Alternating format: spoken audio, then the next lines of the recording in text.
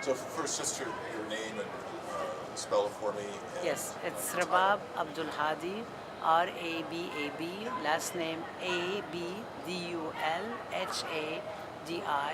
I am the director and senior scholar of the Arab and Muslim Ethnicities and Diaspora Studies program at San Francisco State University.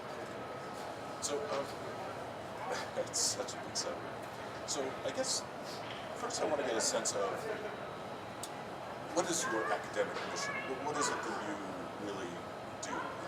Yes, I was hired and I continue to build a program in Arab and Muslim studies. Initially, I was asked to build a program in Arab and Islamic studies, and I said no.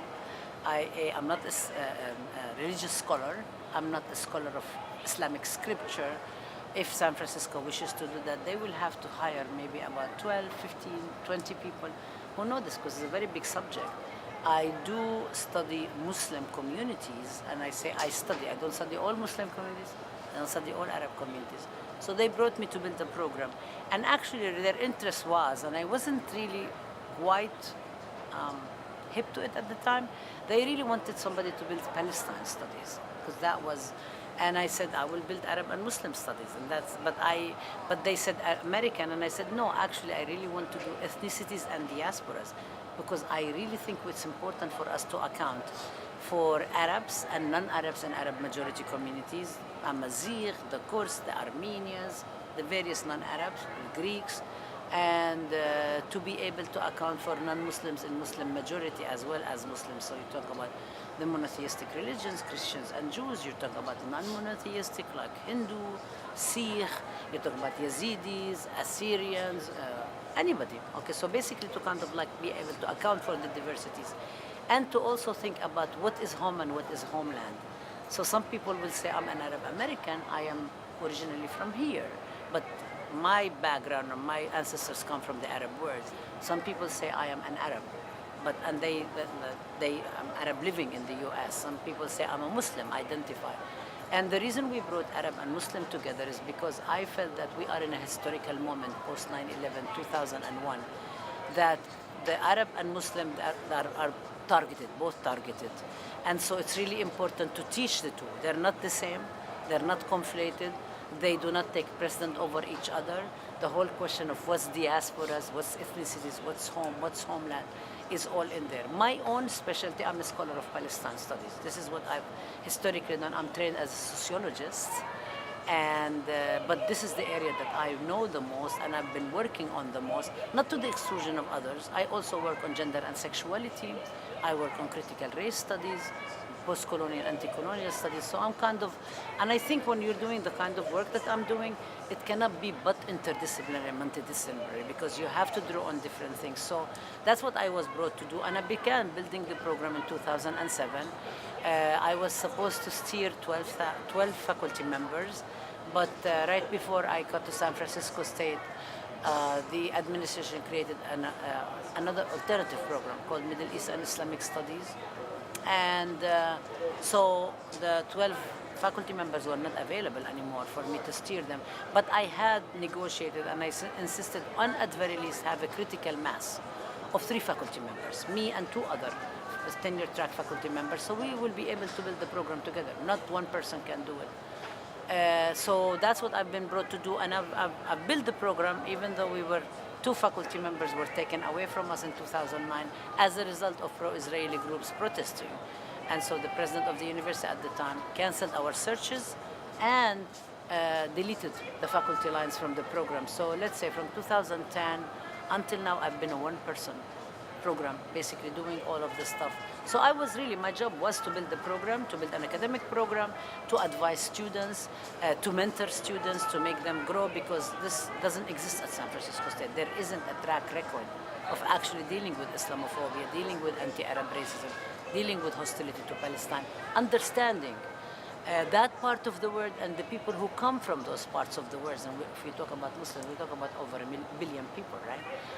Who are living in this country, and how do you deal with all of this stuff? So one part of it is basically fulfilling the social justice mission of San Francisco State University, of fighting against all sorts of racism, discrimination, and so on. And the other part of it is basically providing information and teaching in a critical way, as much as possible, the students and the faculty community, the university community, faculty, staff, community, the communities that interact with the university, about these issues that are very, very important for public concern today. So this is what my job is, and this is what I've been brought to do. Do you get a sense that today, is there a relationship between Islamophobia and anti-Semitism? Of course there is. What is the relationship? Yeah. Well, there is, I would say, it's not just the two. There is a relationship around the whole question of politics of hate and discrimination and racism. So I would include Islamophobia, anti-Semitism, white supremacy, anti-blackness, anti-Arab, and in terms of racism and racial discrimination. But I would also see them as indicators of injustices, like gender inequality, misogyny, homophobia, xenophobia, anti-immigrant, all of this stuff. I think I put them all in the same. This is why I'm sure you've followed that I always advocate the perspective of the indivisibility of justice. That justice cannot be divided. You cannot talk about justice for one part of people without talking about justice for the others. And justice is always incomplete. And I take my inspiration from Martin Luther King, who said justice is indivisible, injustice anywhere is threat to justice everywhere. So it's really actually quite important. And this has been the motto. So I do think I see them as part of it, but I don't see them as only two parts. I see them as part of the whole thing. And I think what happened in Charlottesville, what happened in Pittsburgh, what happened in Kentucky, what's happening every day, day in and out, I think they are all examples of this phenomena of, hate that is, it's almost unreasonable to even explain. It's almost irrational. I mean, it is irrational in a logical, in a philosophical sense. Is that why would people hate other people so much? I mean, where does this come from? I don't understand. I really don't know. I don't understand it on an emotional level. I don't understand it on a personal level, on an ethical, on a moral level. Sometimes I understand why it's being deployed and so on, but it's irrational. I mean, there is no justification, no scientific or non-scientific or social justification for why could you hate a whole group of people. It doesn't really make sense to me. So, being a bit of a lightning rod in the issue for Palestinian rights here in the United States on campuses across the country, many people who've attacked you for being anti-Semitic. Right. What is your response to those? Well, I think first of all, it's false. It's not. I have been historically. I have spoken up. I have taught. I have written against all forms of discrimination, including anti-Semitism. I have historically raised the question of who owns Jewishness. I have contested the domination and the ownership by major pro-Israeli groups of the question of Jewishness. Historically, I've taught, and I teach my course in Palestine. Actually, the first 2 weeks, I spend them only on teaching about the history of anti-Semitism that was very prevalent in 18th and 19th century Europe in particular, which led to the pogroms, which led to the ghettos, which led to the discrimination against Jews, stereotyping, and so on. And people who were trying to fight against anti-Semitism were thinking about what would be the solution. How do we fight against anti-Semitism? So there was the proposal by Herzl and the Zionist movement that said the way we do it is to set up a Jewish state in a Jewish state first. And then they were trying to figure out where. They were talking to British colonialism, and they said Uganda, Argentina, and then they settled on Palestine because they could draw some kind of links and so on. This is the historical movement. But there were also others who were Jewish and non-Jewish who also spoke about how do we stop anti-Semitism. Marx, for example, came up with on the Jewish question, an essay, and said that this is part of the struggle against all forms of discrimination. And I agree with him on that, and I teach that. The Bunds, who were part of the Bolshevik Revolution, also advocated the same thing. Historically, there has always been contestations. There was no consensus in the Jewish community about one way to address anti-Semitism. So first of all, I know about it. I mean, I know about it, I teach about it, I studied it. And historically, today also, there is multiple Jewish groups who do not agree with those who are accusing me of anti-Semitism, and they basically say again and again, it's anti-Zionism and criticism of Israeli policies and what Israel stands for is not anti-Semitism. And I'm joined with many Jews all over, both in Israel, in the United States, and anywhere around the world, from South Africa, everywhere, people who've experienced direct racism, including survivors of the Holocaust, who actually came out and said no. That's the second thing. The third thing is that I believe that the accusations, the smearing me of anti-Semitism, is actually being. Can you stop? Okay. I think that accusing me specifically of that satisfies to try to undermine what I am doing, because smearing me with anti-Semitism, I mean, everybody knows that anti-Semitism is bad. Everybody knows. It's hate speech. It's not hate speech only. It's hate action, because what happened at Pittsburgh, the 11 people who were murdered, basically, it's an example of what happens when hate speech is enabled, right? So everybody knows it's really, really bad. Anti-Semitism is quite bad. Everybody saw what happened in the Holocaust. 6 million Jews were perished because they were Jews. Other people perished too, but the 6 million people were burned in concentration camps because they were Jews. So everybody knows that anti-Semitism is really bad. Now, to undermine supporters for Palestine, undermine people who are advocating for justice for Palestine, undermine people who are teaching about it, who are writing about it, who are speaking about it, and so on. You cannot undermine. I believe that it's impossible for them, the people who are detracting me, to undermine me on any other notion. The easiest way to say, okay, she's anti-Semitic, because you smear and you create enough noise, and this is what they've been doing. They create enough noise that everybody thinks that it becomes truth if you say it long enough. And it's been again and again and again proven to, it is not the case. I had, in 2014, when I was being attacked, in 2013, first of all, which was launched by the Amha initiative and its allies, the attack, everybody saw that this wasn't the case. In 2014, when they continued the attack, over 500 Jewish and Israeli scholars and activists wrote a statement supporting me. There were articles written about me, including by Selma James, who is the widow of CLR James. I mean, and then there were many big people who actually stood by me and supporting me. One of my lawyers. It's not really about identity politics. It's about people who are standing for the truth. I believe the way to discredit supporters for Palestinian rights, to discredit the question for justice for Palestine, is to say it's anti-Semitic. It's a very lazy, it's short, it's a quick band-aid thing in order to discredit us. It's also a very, we've seen this tool before in McCarthyism. You want to tarnish anybody, you just say this is what they are, and they rely on Islamophobia, which is also the other side of it, because the minute you start saying that Palestinians and you say, oh, Hamas and not Hamas and so on, everybody basically it speaks to what's in the imaginary, in the let's say dominant imaginary, right? So they do this in order to discredit, and I think part of the reason that they are doing it is because they are very troubled by this program that I am building, and they would like to dismantle the program. And dismantling the program requires getting rid of the senior person who actually built the program. I'm senior, I'm tenured. In order for me to be fired by the university, I have to do something so outrageous. And so the only way and they've tried, by the way, it's not the first time. I mean, Ben Shapiro and David Horowitz did a petition to get me fired, okay? So there is multiple attempts they have tried, and I keep saying, this is not right. You want to keep attacking me. I'm not happy about it. It's litigating me to death. It's trying to distract me from what I'm doing. But I'm not going to accept being labeled as anti-Semitic. I'm refused to be accepted. I'm the one who advocates justice for Palestine equals indivisibility of justice. So, this false equivalency between about academic freedom. right. So on one side, the critique is, well, the people are preventing, I believe your suit was about communications, Yeah. We're trying to shut down something. Yes. Yet at the same time, there's been a clear movement, financed movement to suppress anyone advocating for Palestinian rights on campuses across the country. Yes. Could you speak to that? Yeah. What has been happening? And if you want to refer to the Al Jazeera That's fine.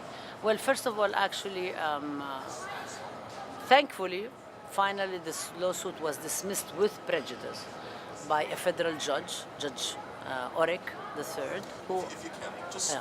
explain the lawsuit Yes. quickly.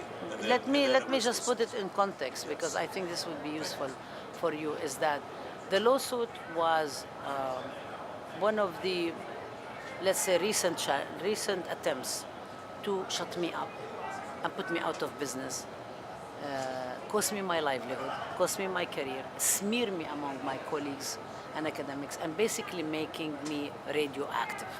It's the same recipe of McCarthyism. I'm calling it the new McCarthyism. I mean, this is exactly the same thing that has happened. And also threatened the university administration enough with withdrawal of funds and withdrawal of support and smearing in order to basically force the university or pressure or persuade the university to silence me. Now, we know that First Amendment says that everybody can say whatever they want, including if speech you don't agree with. I have never tried to silence anybody. I am, some people try to draw a false equation or false connection between the Department of Jewish Studies and myself. I have actually never attacked the Department of Jewish Studies. At some points, some colleagues from the university invite somebody to speak. They'll invite me to speak. Dean Casiola, who every 4 years carries a course on U.S. elections. So ever since I came to San Francisco, every year every time he in 2008, 2012, and 2016, he invites me. He does invite somebody from Department of Jewish Studies or Israeli Studies. I go and I speak. The other person goes and speaks. The students want to learn. I am providing learning. There is Israeli Studies at San Francisco State. I believe we have 3 lines now in Israeli Studies, and my program has, yeah.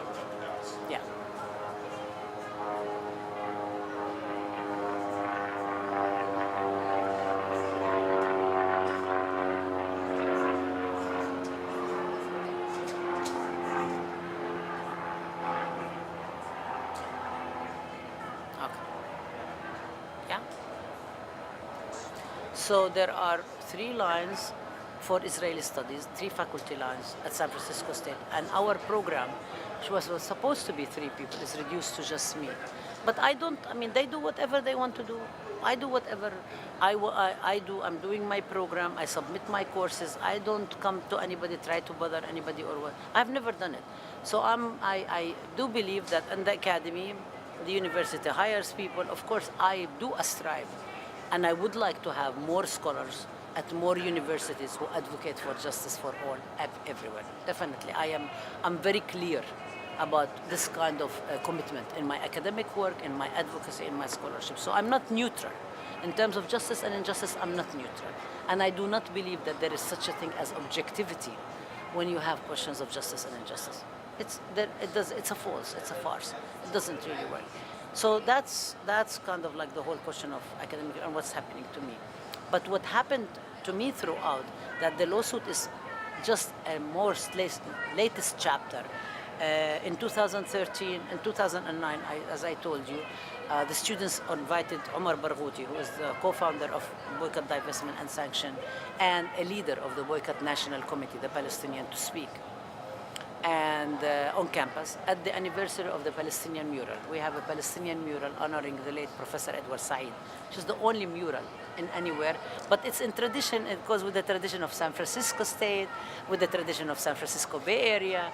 Diego Rivera and Frida Kahlo come and paint. It's a tradition of Latin America. I mean, it's something that is actually it's beautiful. And I love the fact that art is being used to teach and educate. And so it breaks the boundaries of what constitutes academic and what doesn't constitute academic. I think it's beautiful. Okay. So so then they bring him to speak at the anniversary, but the anniversary of the mural was in 2009, after Israel attacked Gaza in 2008, 2009. And he was going to speak, part of the thing he was going to speak about is BDS. So the Jewish Community Relations Council, and at the time their executive director, Rabbi Doug Kahn, organized a delegation of 10 people, came to meet with the president of the university and demanded that the event be canceled. And I'm hearing this secondhand from the dean of the College of Ethnic Studies, who's my dean.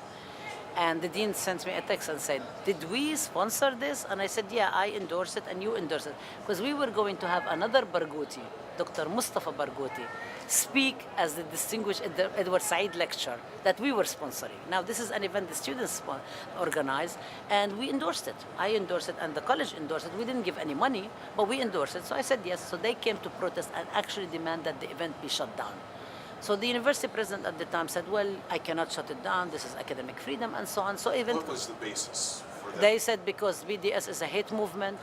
They wanted to shut it down. They wanted to shut it down because BDS, they said, they wanted to shut it down because they said that BDS is a hate group, is a movement, that BDS is anti-Semitic, and that this guy, Omar Barghouti, is anti-Semitic because he is one of the people who started the boycott, divestment, and sanctions movement. And then when the president of the university said to them, I can't shut it down, he said, oh, what about this professor that you have about me, Rabab Abdulhadi? Well, she's the one of the people who co-founded the BDS US ACB. He said, yeah, and they said, we've always been protesting against that. And it turns out that even before I came and joined San Francisco State, they were actually trying to not get me hired in 2006. Okay, and they actually tried, just exactly like today. They tried to shut down the National Students for Justice in Palestine conference. In 2006, there was a conference for Al-Auda, which is the Palestinian Right of Return Coalition, at San Francisco State, which I was one of the keynotes, and they tried to shut it down too. But it turns out, we later found that it's the same group that they were trying to do it. So after they tried to shut down the event went through in 2009, but we were doing searches to hire 2 faculty members, one in Arab diasporas and one in Muslim ethnicities. The president of the university canceled the searches, claiming that there is budget crisis and so on. But the budget crisis happened the year before in 2008, and we were authorized to run the searches in 2009 based on the agreement that I have in my contract in 2006. We signed the agreement together. It's part of my agreement. I would never come to San Francisco State. I was the director of the Center for Arab American Studies at University of Michigan, Dearborn. We already had the faculty lines, we had the staff, we had the offices, we had the support. So I went to San Francisco State because I was very excited about the history of the university. That 50 years ago, that was the biggest student strike in the country, in the longest in the United States, and they created the decolonizing of the curriculum. So I was so inspired by what I call the spirit of '68. So I was, yes, but you have to give me critical mass, as I said, and so on. So he canceled the searches, and then he ended up on his retirement deleting them from the budget. So now I'm one person. Now I'm left as one-person program. That happened 2009. Now we started building the program. The university at that time was said that they had moratorium on academic programs because they wanted to do a new baccalaureate. So the minute they lifted the moratorium, I started building the minor program, not just with me, with people in the community, students, faculty, and so on. And to propose the courses, making them general education courses and so on. And that's when the attacks escalated. So in 2013, AMCHA wages the first attack and mobilizes Stand With Us, the Zionist Organization of America, Simon Wiesenthal Center in LA, a number of Zionist groups. They mobilize them, and they actually sent an email to the president saying that, is it okay for Ahmed to advocate the glorification of the murder of Jews? I've been teaching my course on Palestine since spring 2009. And if there was anything about it, do you think the course would have actually continued till 2013? No way. And so instead of actually saying something, and this is where the university administrations come in, the university president issues a statement condemning anti-Semitism as if affirming what they are claiming. So that in itself made it actually very difficult for me to even defend myself. So here I am from November 2013 all the way to June 2016, the university president is not saying anything except condemning anti-Semitism. Issued another statement against freedom of speech, actually. He actually condemned the speech of students. And we can talk about that if you would like the whole episode, but I'm not sure if you want to. If you want to, we can talk. We can discuss it, okay? So, the university president condemned anti-Semitism, implicitly affirming the charges against me, even though everybody, my Jewish colleagues, my Israeli, everybody was saying this is not the case. I mean, we know her. We've been working with her for a very long time. We know what she stands for. And I have a record. I have a record as a community organizer, I have a record as a public speaker. I have a record as a writer. I have a record in every research I've done, from everything, from my undergraduate papers to my doctoral dissertation to everything I do. My record is quite clear. I mean, it's very, very clear. I'm not only silent on anti-Semitism, I actually speak about it, and I fight it. So I'm actually very active opponent of anti-Semitism, and I argue against it, and I argue against it as part of the indivisibility of justice. I mean, it's part of my project. So but why is it in this moment that, Yeah. this is being conflated? yes, I think it's because what is different now I think and what's why? happening now is that there's a couple of things happening. For us on campus, we were beginning to institutionalize the program. In 2009, the pro-Israeli Zionist group succeeded in convincing the university president to cancel our searches and take away our faculty lines. So I was left with one person. Now, I think they thought that I'm left with one person, I'm going to go away. How am I going to do a program by myself? But so this is the job you brought me to do, I'm going to do it. And I'm very excited about it. I actually enthusiastically want to do this program. And so I continued.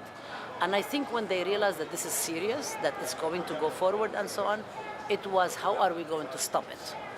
They can't come and say we oppose an academic program. Nobody can come and say that. That doesn't really work. But you can actually say that you are smearing the only faculty member who is in the program, who is leading this program. Because if you smear me, who's going to defend anti-Semitism? Except white supremacists and Nazis. Who's going to do that? Nobody. I mean, nobody. The humanity is against anti-Semitism.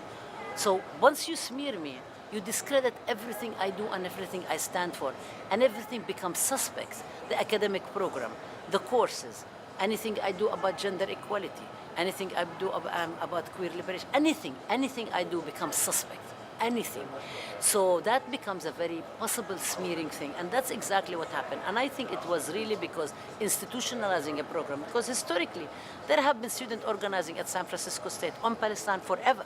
It's been very, very long time going on. It's not something new. And actually, the strikers from 68, tell me, I wasn't there in 68, I was a kid. They tell me that they actually knew Palestinians who were active with them. There were Iranians involved in the strike. So they knew, they understood this. So there always has been Palestinian organizing at San Francisco State. I'm not the first one. I'm definitely not the first one. I'm one of the people that actually becomes hired as a faculty member. But now I'm the one who is institutionalizing, making it part of the curriculum.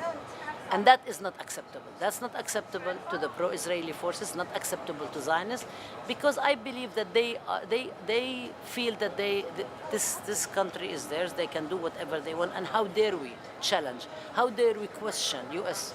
support for Israel, how dare we question this unlimited support, how dare we question what Israel is doing to the Palestinians. We're not allowed. You can question slightly, but you cannot speak publicly, and you cannot speak definitely from mainstream places, like university campus and so on. You're going to do this, we're going to punish you. And that's exactly what the executive director of the Lawfare Project, Brooke Goldstein, said. The year before they filed the full lawsuit against me, she said there are no Palestinians and Islamophobia does not exist. But she also said we're going to inflict massive punishment on the enemy, me being one of the enemies, right? And we are going to exact a heavy price. So you dare speak up about justice in for Palestine, we're going to make your life miserable. We're going to deprive you of your livelihood. We're going to smear you. We're going to isolate you. We're going to litigate you to death. We're going to cause you your health. And so the campaign escalated the more we were institutionalizing, the more the campaign got worse. So 2013, the glorifying of the murder of Jews. 2014, I was in my sabbatical. I was supposed to be researching, writing my book. They come and they add two things. They say, I want to build alliances with terrorist universities. They call Palestinian universities terrorist universities. They call the universities terrorist universities. They quoted the Anti-Defamation League in one of their discredited accounts. Like Al-Quds Al-Quds and Al-Najah and Bir Zaid, they call them terrorist universities. They said that I'm misusing university funds to advocate my political agenda. Give me 1 second. Yeah. That I'm misusing university funds, public funds, to advocate my agenda. that I lied, and actually I did not lie. The investigation also turned out that I didn't lie. They said that I go and consort with terrorists, and actually we did meet with Palestinians who are on the U.S. State Department terrorists. We met with 189 Palestinians. And the Palestinians, as anyone reasonable knows, the leadership ranges in all sorts of, and if I'm going to take a delegation that's going to be credible, they need to hear every single viewpoint and they need to meet with every single Palestinian. So when they come back to the US, they're not discredited, that they do not know. And this is the leadership of the Palestinians, whether Amkha likes it or it doesn't like it. This is the leadership.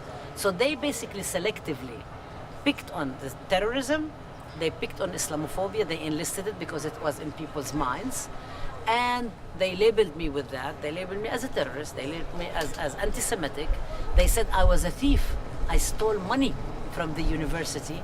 The university conducted 3 audits. The college conducted one, the university conducted one, and the university conducted 5-year audit of my international travel to Palestine.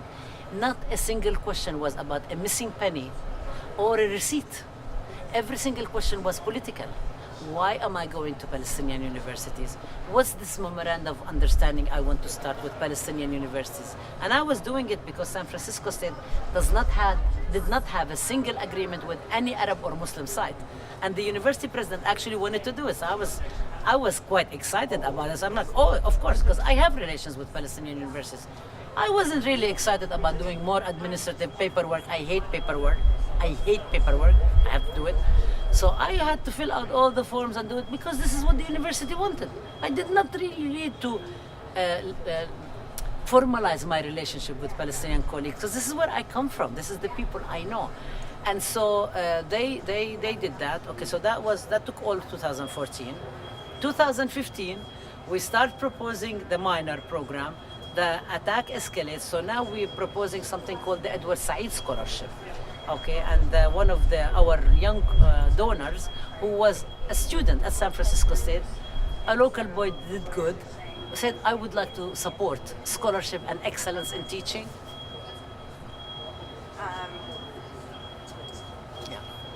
I want to support education. I want to support scholarship. We have a mural that's honoring Edward Said. Edward Said is one of the most revered Palestinian intellectual figures, and we made it actually 3.5 GPA community service. I mean, conditions are quite difficult, and they tried to block it. Okay, we got the minor program, and then the attacks escalated. So then, and I also proposed the memorandum of understanding with An-Najah National University, and the university said, okay, it's not enough for you to go and do this and meet. You have to go through, cross the T's and dot the I's. So we sat, we got all the forms, we filled out all the forms, we proposed them to university committees, we went through one channel after another until it was passed. 2016, now we are actually really moving ahead. And so 2016, remind me to tell you about the political context as well. In 2016, now we start with one attack after another. September 7th, Campus Watch Middle East Forum, led by Daniel Pipes, who is considered one of the leading Islamophobes by the Southern Poverty Law Centers, wages a campaign to call on San Francisco State to end the agreement with An-Najah National University, because An-Najah is a terrorist, and I am a terrorist supporter, and I'm anti-Semitic. Start petition and so on. I mean, a huge campaign that gets retweeted by people in the settlements. You know, even some form with this woman carrying a gun and so on. Then that was September 7th. October 14th, David Horowitz and the Canary Mission put up posters of my face that says terrorist supporter, Jew hater, Jew hatred, all over campus. Posted them everywhere on our campus, everywhere, desecrating our campus.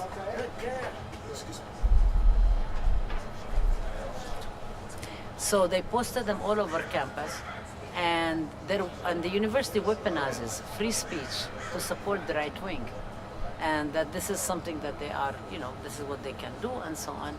And then from then by way, we have 4 poster campaigns by Horowitz, including one that was put up on September 21st after the lawsuit was formed. Okay. Then on June 17th, 2017, June 15th, June 2017, lawfare files the lawsuit. And the lawsuit and lawfare, I told you who they are. They filed it on behalf of kids from Hillel and others at the university whom I've never met. They've never taken my courses. Jaime and Mark. No, you're actually in my shop. Oh, I'm okay. sorry. No, it's hard. You're hard to know. So they 77 pages, 24 references on something called on information and belief, meaning you don't actually have any facts. You imagine, maybe you'd like to imagine it's happening. Call me anti-Semitic, call me Jew hater, rehash the accusations of Amcha that has been proven. And as I told you, the last audit was actually 5 years of my international travel, that Amcha went and complained to John Chang, who was the state controller of California, right? And it also proved that I didn't do anything wrong. They say even that I actually have a relationship with Al-Najah that advocates terrorism. They say that I flunk Zionist students in my classes. A lot of lies, conjecture. They go back to 1960s and they say actually the biggest problem is because there was a student strike, the College of Ethnic Studies was created. So if they walk, it's okay, If right? they walk through, it's fine. Yeah, it's fine. But they stop. Yeah.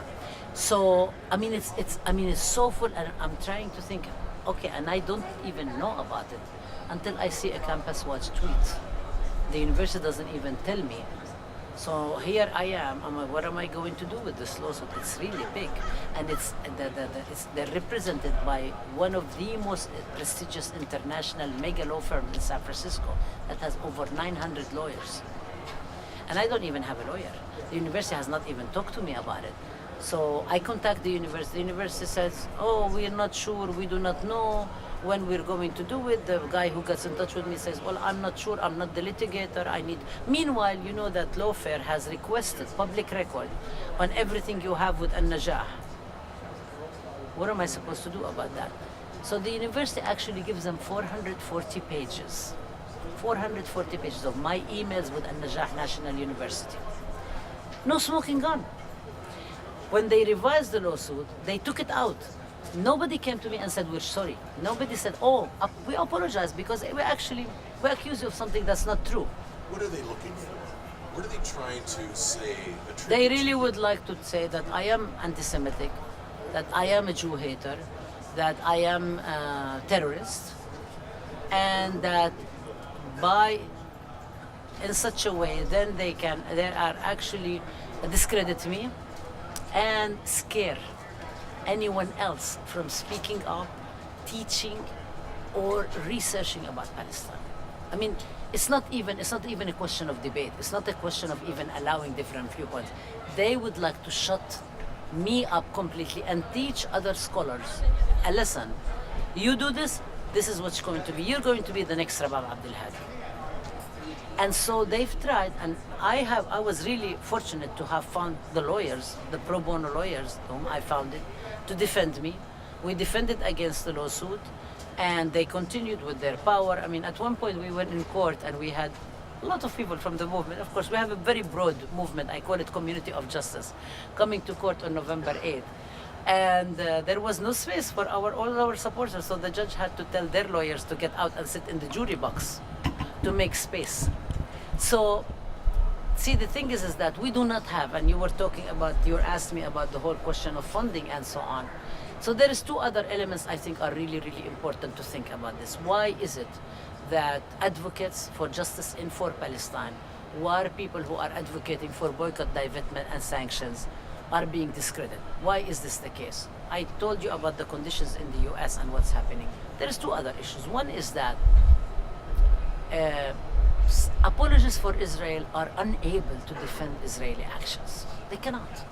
In 2010, there was a program, a report called the Raywood Institute that came out. It's a Raywood Institute, a research institute in Israel, that said we really need to attack what they call the delegitimization network. They call all of us, and they call the catalysts, like all those of us who are organizing and speaking, that we need to stop them. And the way we need to stop them, and they put a recipe label them as anti-Semitic, smear them, and so on. We do know now from the Israeli lobby video, a 4-part video that was produced by Al Jazeera, censored because Al Jazeera, Qatar, made an agreement with the Zionist Organization of America, right? And so they censored it.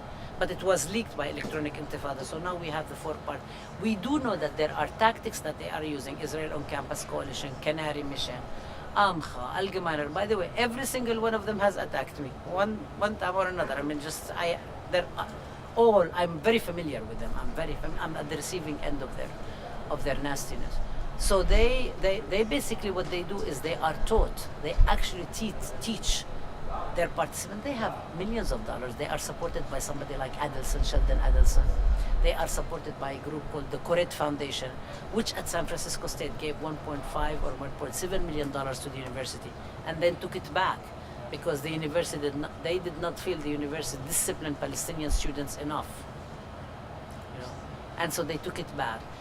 This is the groups that have the funding: the Israeli government, Millerstein, who's supporting the Canary Mission, and now we know also that they are actually funded. All these groups are funded by the Jewish Community of Federation of San Francisco, Jewish Community Federation Los Angeles, New York, Boston, Chicago, and these are revelations that came out in the Forward, in the Jewish Forward newspaper, and also by other people. There's a queer anti-Zionist feminist in Chicago by the name of Stephanie Skora, who put a big article on Medium, and she said they are participating, and I can prove it because the first set of revelations came out that the Jewish Federation of San Francisco was funding the Canary Mission, channeling money through the Deller Foundation to the Canary Mission. And then all the revelations about the Canary Mission, that it was being funded in Israel by the Jewish Defense League, by other people who are settler groups and soldier groups in Hebron and so on. So then the Jewish Federation said, we're not going to fund the Canary Mission anymore. Okay, so now it's been up. But then the revelations came out that the Jewish Federation itself is funding Amcha, is funding David Horowitz, Campus Watch, Lawfare, Simon Wiesenthal Center.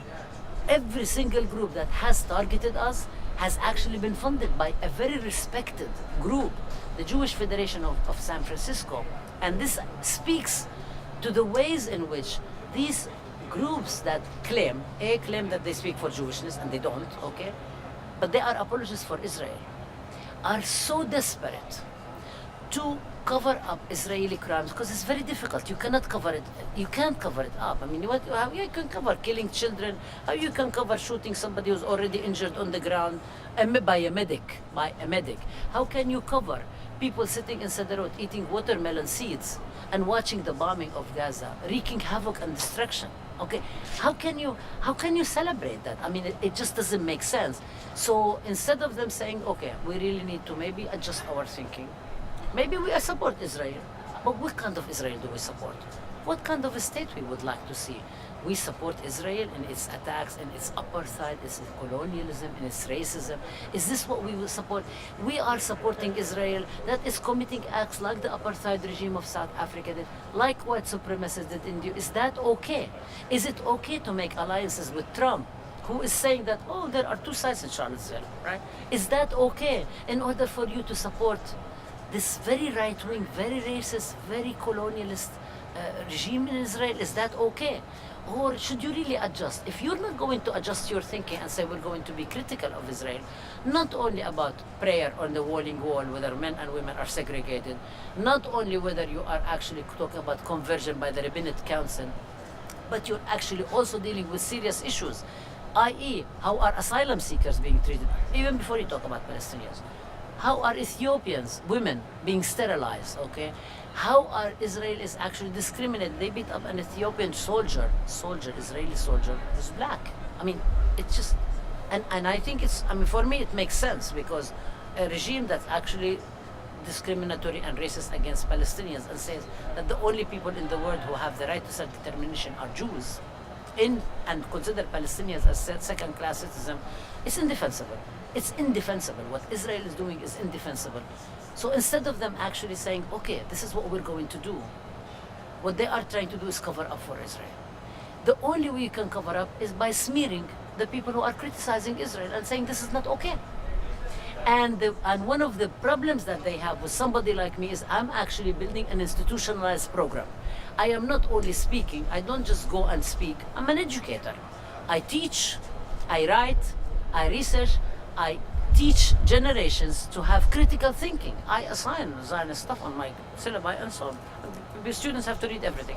Otherwise they become very lazy. They need to actually understand everything. But they have a problem with that. So they're trying to undermine all of it. They tried to undermine it by getting rid of my faculty lines. Then they tried by starving me, tried by this pressure, trying by these incessant attacks again and again and again, tried to get me isolated, tried to buy off the university administration. They took our president on an all-paid trip to Israel, tour. They took the vice president of student affairs, the dean, Lolo Hong. They took her on an all-paid expense trip to Israel.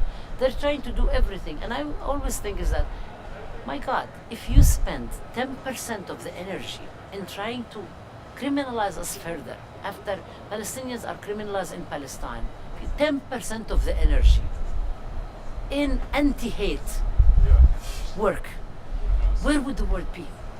I mean, where would the word be? If we are actually, we are able to kind of move guns out of the streets, rather than saying that teachers should have guns. If we are able to do that, imagine the environment we would have. Imagine what we can teach the kids. Imagine the schools we would have, and so on. So to me, it's very much linked up to the question of justice. And so I think this is really a big part and parcel of it. And the fact that they're also donating to the universities, this is the third reason, and making the university a neoliberal university, corporate university, also makes it easier to pressure the universities not to be accountable to the public, but to become accountable to the private donors. And not to have things in public space and transparent, but to make backroom deals. And so these kinds coalesce together and they produce the situation. So I think this is exactly what has been happening with me. It's unfortunately and sadly for me is that I have been at the receiving end of all of these things. But I know I'm right. I know I'm right. I know I'm actually speaking for justice. I know I'm doing my job. I'm doing the job that I was hired to do. And I'm not going to stop. And the good news is that the courts agreed and the judge dismissed the lawsuit.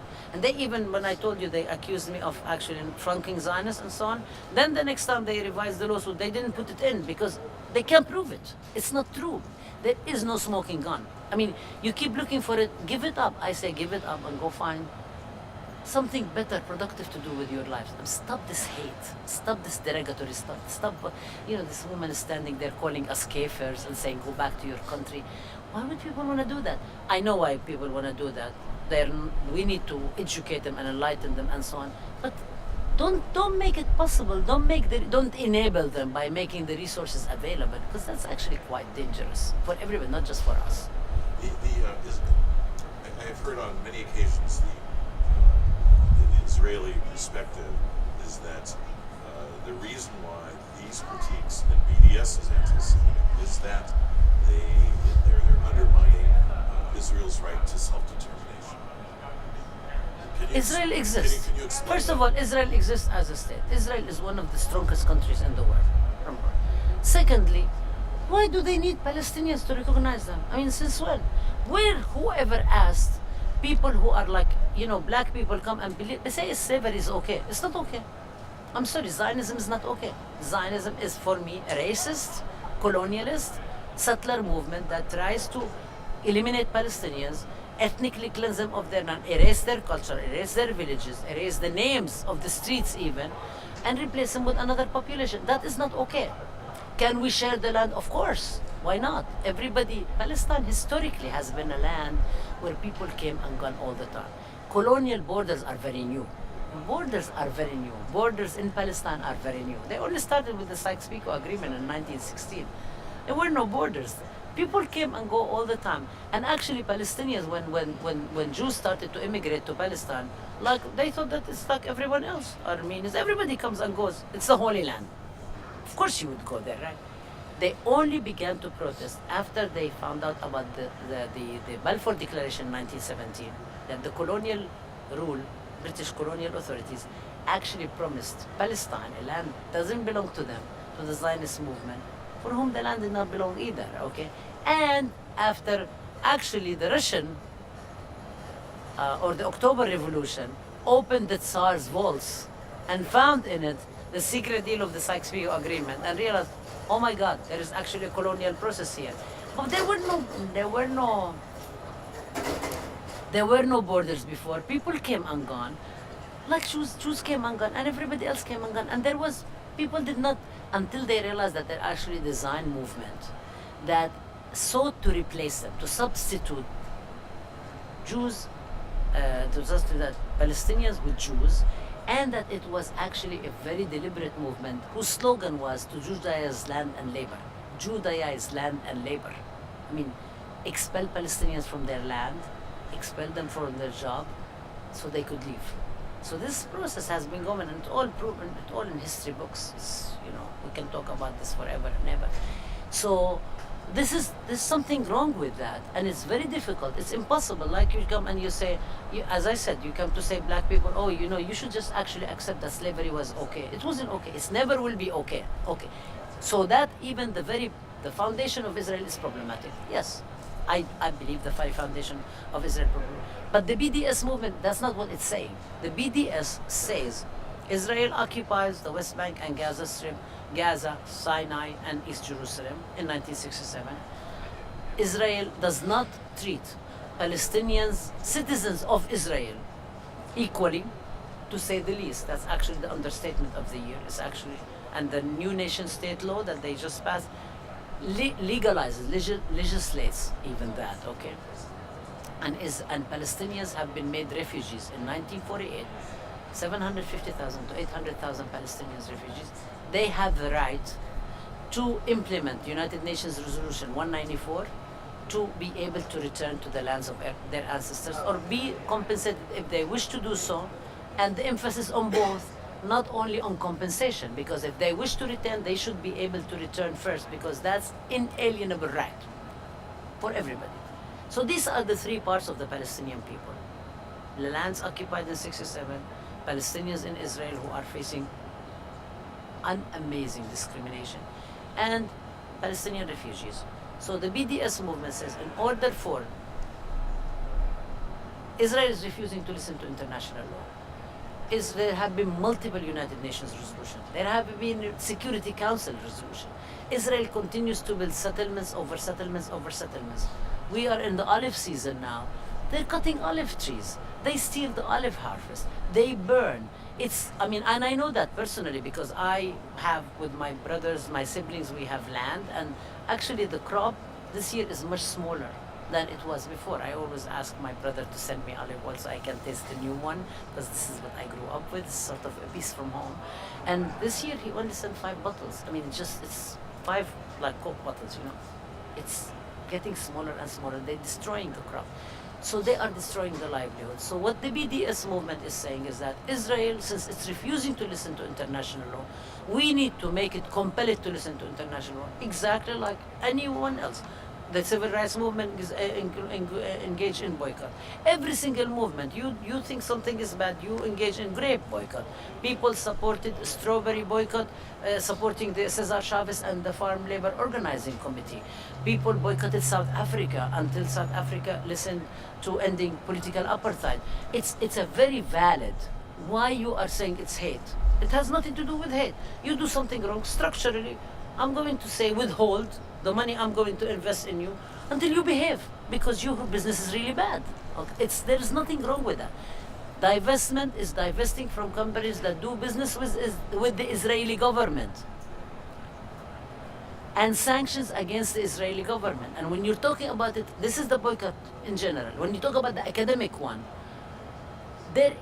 we are very clear. We do not boycott Israeli individual scholars. We actually they're our colleagues. But we subject them exactly to anyone else. Like, I don't work with anybody who's sexist. I don't work with anybody who's racist.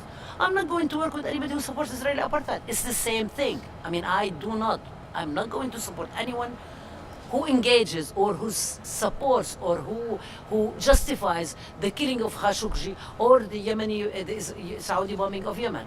By the same token, I'm also not going to support Israeli actions, and I'm not going to collaborate with colleagues who justify that, whether they are in Israel, in the US, or next door to me, in the next department to me. It's the same thing. So we are boycotting, as academic boycott, academic culture, we are boycotting Israeli state institutions, universities that are participating, that are built on Palestinian stolen land, that are participating in actually giving scholarships to Israelis who went and bombed the hell out of Gaza in 2014, who are justifying and doing research day in and day out for how Israel would deal with the Palestinian demographic threat, how to reduce the number of Palestinians, how to reduce the number of Palestinians in Jerusalem, how to do ethnic cleansing, how to further diminish the Palestinian cause.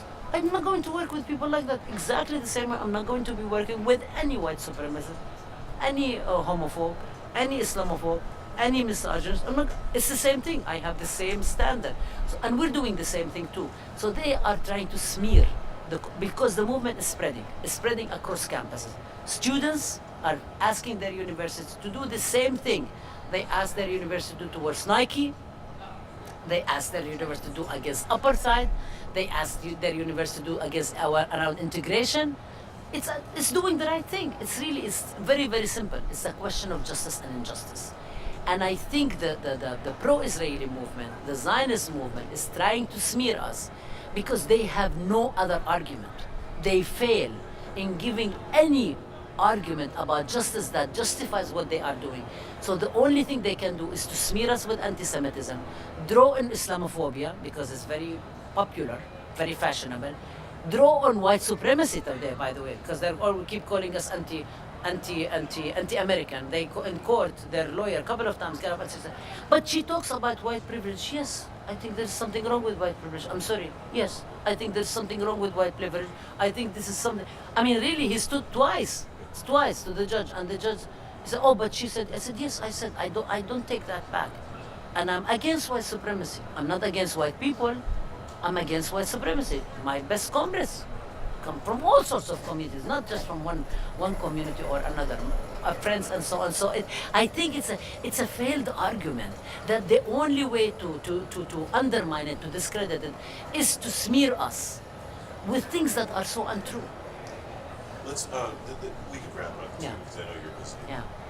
This is an extraordinary moment in that there are legislatures in Congress, legislatures across the country have succeeded in passing laws making support for BDS Illegal.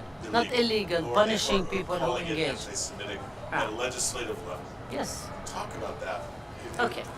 Well, Trespassing on the why laws. don't we go to the history of the United States and see how many resolutions the Congress has passed that support slavery, that support killing of indigenous people, that support even kidnapping of indigenous kids and putting them in boarding schools, that supported the Exclusion Act, that supported the kidnapping, the incarceration of Japanese during Second World War, the McCarran-Walter Act, that was anti-communist, the McCarthyism. I mean, look, the history of Congress, actually, there are very few good acts compared to bad acts. I think it is also, I think it's an act of desperation that Refer to what they're doing. and Okay, specifically. so what they are doing, so there is, Chuck Schumer comes to mind right away, of course. yes, okay. Not Mick. But look, there is a change in the Democratic Party too. We have all So these as young... what they are doing. So Okay, so what they are doing is basically there is the Israeli lobby, and the Israeli lobby is not AIPAC only. It's not the American Israel American Israel Public Affairs Committee, AIPAC. Although AIPAC also tries to exaggerate its strength too, in order to intimidate and arm twist. So everybody goes and pays homage to AIPAC at this conference and so on. But there is also a sizable, always sizable protest of all sorts of people, including Jewish people, standing outside and protesting AIPAC. Okay, so it's not, again, they don't speak for Jewishness, they don't just speak for the Jews, they speak for the most right-wing and most racist elements. Then there is the other groups of the Israeli lobby where they came out in Al Jazeera video, that are they desperately trying to save Israel, and they cannot. It cannot be saved because it's what they're doing is really bad. The way to save it is to make them stop doing what they are doing. And if they stop doing what they are doing, there would be no need for the BDS movement. I mean, there is no need for the BDS movement at all. If they are actually doing it, but they are failing, they claim that they are for questions of justice and human rights and so on, but they're not, because they're not only supporting everything that's really nasty against the Palestinians, they're also supporting white supremacy. I mean, these mainstream groups, quote unquote mainstream Jewish groups, which are Zionist and pro-Israel, did not even get Mnuchin to resign from his office as a minister in as a secretary in Trump's administration after Charlottesville. I mean, this is a shame. It's very shameful. Okay, so what they are doing is they have no way of doing anything else to kind of fight the tide of more support for Palestine. There is more support among younger people, among younger Jewish people, among all sorts of younger people, which was also reflected in the election of Obama. There is the new generation of people in this country who do not remember segregation and institutionalized racism as a way of life. They remember something else, right? So it's different. Okay? So they are unable to stop that tide. So what they're trying to do, they're going to their people in the Congress and saying, pass this resolution. The thing is that BDS is part of freedom of speech. We have the right to speak up. This is part of our right. And there have been several courts that have actually ruled on that. They want to do it, okay, then you put it added to the incarceration of the Japanese Americans, that was a shameful act, and the Exclusion Act, everything else that you have done. I mean, look at it. We just actually came back. We were in Montgomery and Birmingham. We were in Atlanta for the National Women's Studies Association, American Studies Association. We took 2 days to go Montgomery, visit the Legacy Museum and the memorial to the martyrs of lynching. And then we went to Birmingham to visit the 16th Church, to visit the museum, to go around different where the march was, and so on and so forth. I mean, and you see in all these museums the various acts of Congress, the various acts of the Supreme Court, too, that legislated, that actually made it law, and legislated hate and discrimination. It's unfortunate that it's happening in 2018.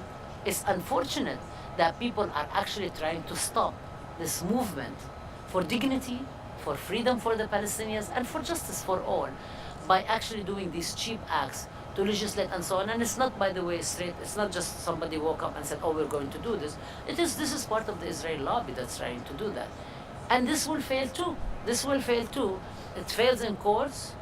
And it will, we actually, I mean, we thought that we were right in the lawfare lawsuit. We thought we were right all along. From the beginning, one of our first acts was to stop the university from settling. That was the main task first, to stop them, and we succeeded. Then it was fighting the lawsuit. And look where we're at, dismissed with prejudice by a very respectable, court. This too will pass. It is really shameful. But I'm not surprised that somebody part of the democratic machine, like Chuck Schumer, would be participating in this. The young people are not coming in with this. Ilhan Omar just posted, the first Somali, first Muslim, one of the first Muslims, posted support for BDS. Rashida Tlaib in Michigan, Ocasio-Cortez talked about the genocide in Gaza. More and more people are realizing, as they are moving more towards justice, as members of Congress become actually more accountable to their constituency, more pro-justice, they will also support Palestine as well, because it is part of justice. So I'm actually seeing that. There is a big discrepancy in this country. There is a big concentration of wealth, and there is more poor people. There is a big concentration of power, and actually viciousness and right-wing and white supremacy and all these nasty things, and there is actually also a bigger movement on the grassroots. I see it exactly the way other movements have seen it. We move. As educators, as scholars, we do what we have to do. We teach, we critique, we write, we research, we raise questions, right? We are getting punished for it, but, whoever said freedom is free? So last year, whether Charlottesville or Pittsburgh would add to the list, there's a confluence of Islamophobia and anti-Semitism That's right. emerging at the Yes. same Yes. moment in Yes. time Yes. and being advocated by the same people. Right. Talk about how there's Yes. this common struggle Yes. that's happening between Yeah. African Americans and Palestinians. Yeah. Palestinians. Yeah. Okay. Right. So let me first a little bit talk about the confluence of these things, and I think it's quite dangerous, because what happened in Pittsburgh, the white supremacists that went and did the murders in Pittsburgh, was against Jews, was anti-Semitic, and was also against Jews who are providing refuge to refugees, including Muslim refugees. So he uttered anti-Muslim, anti-Jewish statements, right? The person who went 2 years ago, 3 years ago, in North Carolina, Chapel Hill, who killed the 3 kids, the dentist students, Diya Barakat, and Razan and her sister Abu Salha, Palestinians, at point blank, also had a lot of racist, a lot of hate, xenophobia against migrants, against Muslims. In Charlottesville, the white supremacists, equal opportunity haters. Richard Spencer, one of the leaders of the white supremacist groups, went on Israeli TV and said, "I'm a white Zionist." He called himself a white Zionist. Yair Netanyahu, the son of the Israeli Prime Minister, actually said that the biggest danger to Israel is Antifa and BDS, not the white supremacists in Charlottesville. There he has multiple tweets, by the way. If you go, you'll find the gift that keeps giving. So there is a very strong, and look at Trump. Look at what he tweets, how he retweets hate speech from white supremacists in Britain, and so on. But also look at the ways in which actually big Zionists who are supporting, like Mercer, supporting AFD in Germany, and supporting pro-Israeli groups. I mean, the reports that are coming out about the funding of these hate groups, the Jewish Federation did not only support Campus Watch, Horowitz, and so on, they also supported white supremacist groups. They funded them. They supported misogynists. They supported homophobic. I mean, it's scary. It's scary. It's while it vindicates what I am saying and substantiates what I'm saying, it's also quite scary that major Jewish organization in a major city with all these resources actually engaging in supporting hate speech.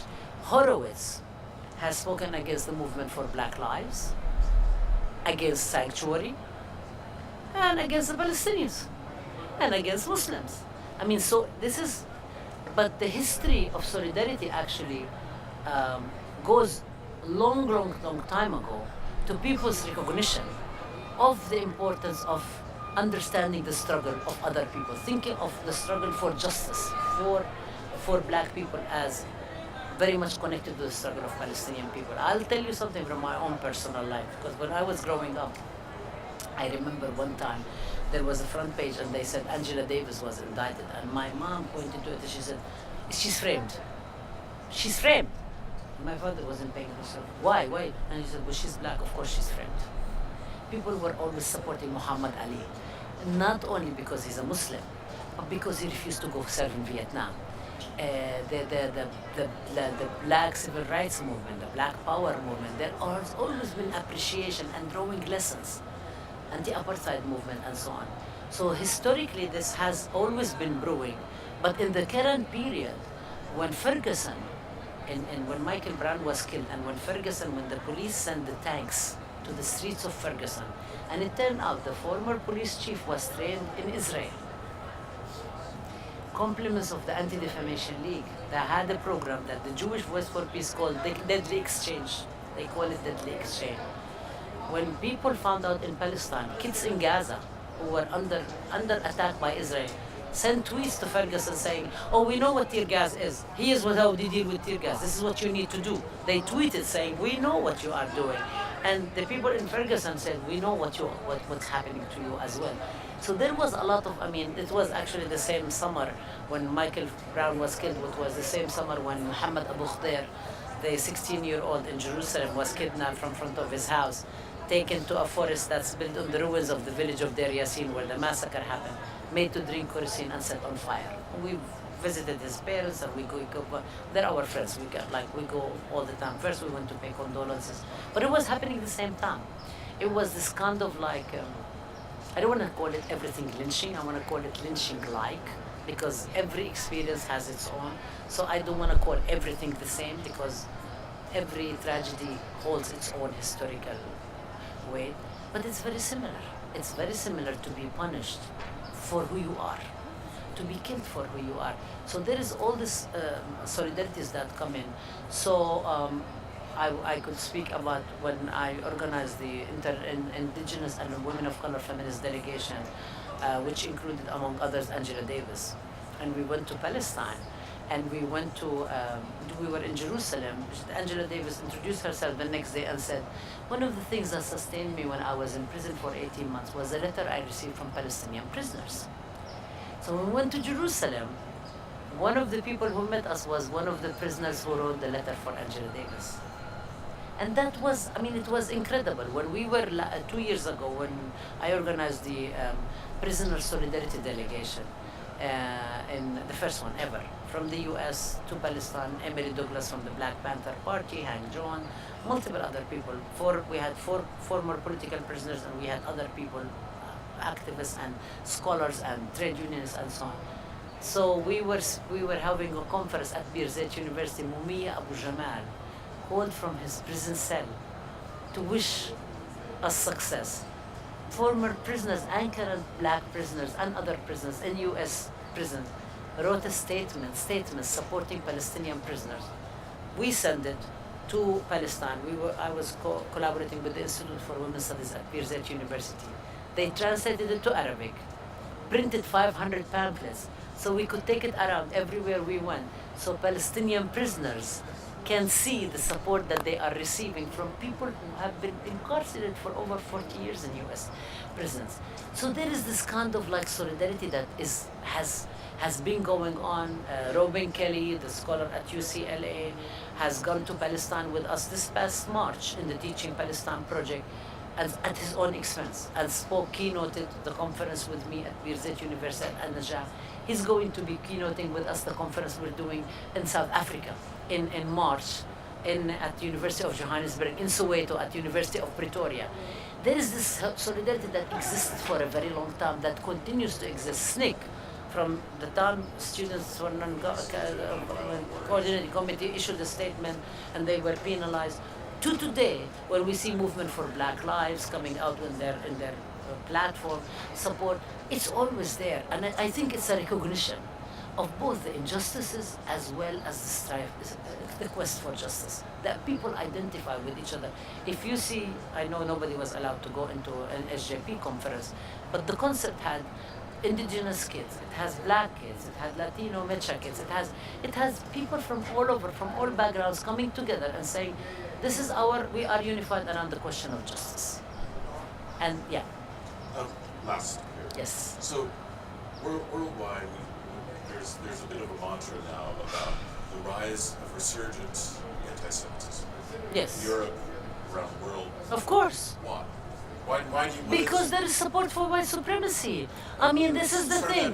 When you think about that, because there is support for white supremacy. This is the problem, is that all these neo-Nazi groups are being enabled and empowered by those in power. Look what Trump is tweeting all the time. Look he's hosting. Look at his connections with all these right-wing people. He's not even honoring World War I. Okay. So let's as an Very educator. important. Yes. So my question then is, from your perspective, why is there a resurgence in anti-Semitism? Because there is enabling, there is resurgence in anti-Semitism. There is resurgence in There is resurgence in anti-Semitism today, i.e. hatred of Jews, because the white supremacy and Nazism is being enabled again. It's being enabled by people in power. It's been enabled by Trump. It's being enabled by the FAD in Germany, that's actually getting a lot of support and being funded, by the way, and supported by Mercer and other people who are supporting Israel. They are being funded by all these Nazi youth and everywhere else that are enabling the hate, and not only speech, not only hate speech, it's actually hate action. So we see all of this hatred is coming up, of course, but it's not only anti-Semitism that is re-emerging. Islamophobia is becoming, I mean, so we see every single day Islamophobic acts of violence. We see acts of violence everywhere. We see a move towards the right wing, whether you talk about the Israeli government or the US government or the various Islam, white supremacist groups or the various neo-Nazi groups and so on. It's as if it's legitimized. I mean, it's kind of like people say, oh, this is, they keep moving the continuum to the right instead of, and then people who are actually fighting against it are labeled, maligned, smeared, denied funding, being thrown out of their jobs and their colleges and so on, being attacked physically. It's really scary. It's the politics of hate.